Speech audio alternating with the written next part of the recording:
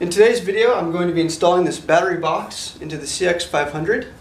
It's supposed to fit right down in here, but one challenge I've had with the Mac exhaust is that the box interferes with the exhaust before it can mate up with the engine through this bracket.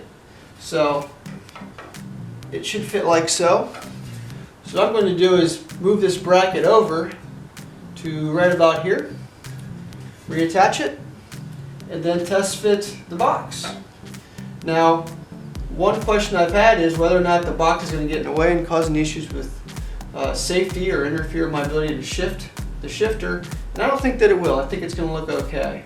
So let's get started. Okay, so the plan is to install in this box the battery, the starter solenoid, the ignition spark units, and the rectifier. And you're probably asking yourself, okay, how do you install this big battery with all these parts in this box? I've got an answer for you. Picked up this anti-gravity lithium-ion battery, and I think it's going to fit perfectly down in this box with these other components. So check that out. Pretty cool. It's about the width and length of an iPhone, and then I think 3 or 4 inches tall. Weighs like 2 pounds compared to this big old 8-pound battery. So let's get rid of that. We're going to go with this battery, spark units, rectifier, starter solenoid, all in this box. I'm not sure what modifications are going to be necessary for the harness to make sure that it can reach all the components in the box. This is a hybrid harness that I created to mate the 80s ignition system with my 70s era bike.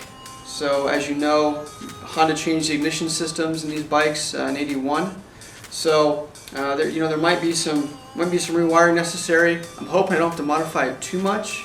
I know that I need to do some modifications to support the new taillights on the bobber kit. There might be some mods needed to connect to the battery, and other than that, it should all be fairly straightforward because the remainder of the bike I'm keeping stock for now. So I don't suspect there should be any major modifications necessary, other than maybe just some cleanup. So I'm going to start by drilling out the rivets that hold the bracket to the battery box. Now that the bracket's removed, I'm able to find the proper location for the battery box and make sure that it doesn't hit the exhaust anymore. And what I'm doing here is finding the perfect fit for the bracket to the box. What I'll do next is mark the holes from the original bracket on the box so that I can drill the new location for the bracket.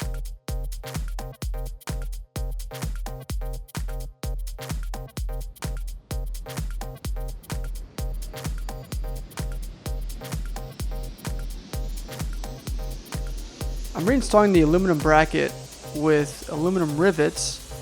One option could have been to use bolts, but I found that a bolt and nut combination would have intruded into the interior space of the box and may have taken away room necessary to install the battery and the components.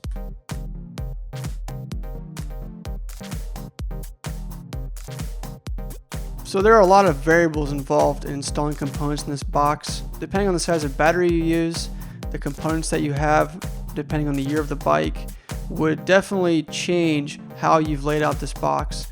The layout that I'm using here is the one that I found to be optimal, but I can't really recommend one layout against another. It really depends on the requirements for your project.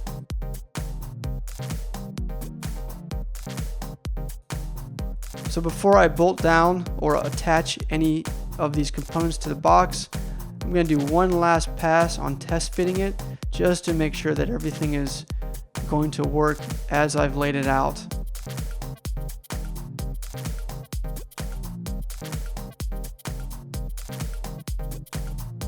So for the spark control modules, what I went ahead and did there was ran 2 bolts through the front of the box.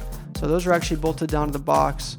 I used heavy duty zip ties to fix the solenoid to the bottom of the box, and then planned on using double-sided tape and a couple holes to fix the battery to the bottom of the box.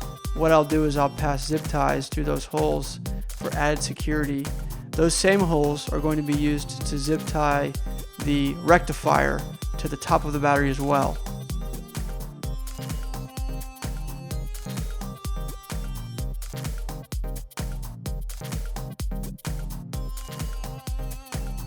Alright, and the final step is to drill a hole to attach the mounting bracket to the engine. I chose to do this at the end just to make sure that the box actually fit with all the components. I suppose it could be done in any order. Okay, this is my last test fitting, and I'm actually going to go ahead and install the bolts to make sure that the box is properly seated and I can get to all of the wired components. So the battery box is now removed again so that I can install the harness. As you can see, the harness is partially installed, and what I've got to do now is remove the carburetors. This will allow me to pass the harness down in front of the carburetors to ensure that I've got enough length of wiring to get all of the connectors to the box. So I've got all the connectors down to the box now. What I did was I passed them through the back of the engine and down, as you can see right there, through the space between the engine and the frame right next to the drive shaft boot. There's about an opening the size of a $50 to pass all these wires through, which actually is ideal for installing this type of box. There were no additional modifications needed, which was great, and maybe with a little cleanup, I think I'm going to be in business. So I'm going to go ahead here and install the front components to see if we can at least get the motor to turn over. Some of this fitting is temporary, just to get it out of the way. The goal right now is just to see if the bike will start and to get it drivable. Most likely I'll go back and do some cleanup down the road. And now the moment of truth. Did I get everything wired up in the first go?